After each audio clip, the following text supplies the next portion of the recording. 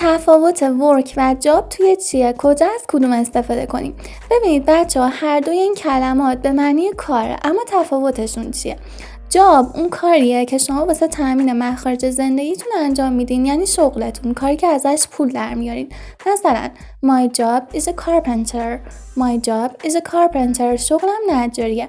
اما work، بچه work عمومیت بیشتری داره، یعنی مثل جاب مختص به یه شغل نمیشه. هر فعالیت فیزیکی که انجام میدید ورک محسوب میشه. حالا این انجام دادن کار میتونه روی هر چیزی باشه. مثلا I work in a pharmacy. I work in a pharmacy. توی داروخونه کار میکنم. حالا اونجا میتونه به عنوان یه دکتر داروساز باشه یا یه فرد عادی که داره آموزش میبینه. نگفته دقیق شغلش چیه. یا I'm working on this project. I'm working on this project.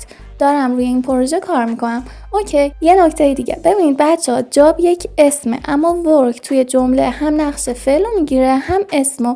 پس چی شد؟ جاب اون کاریه که به عنوان شغلتونه، ازش خرج زندگیتون رو در میارید، کارتونه. اما ورک هر کاری میتونه باشه، هر فعالیت فیزیکی که شما انجام میدید. اینا از آموزش امروز. اگه براتون مفید بوده حتما لایکش کنید که تعداد بیشتر از بچه‌ها بتونن ببینن و ازش استفاده کنن. اگه چنل رو ساب نکردید ساب کنید، زنگوله کنارش هم بزنید که واسه اینکه ویدیو جدید آپلود شد بتونید ازش استفاده کنید. دوستتون دارم. تا آموزش‌های بعدی. بای بای.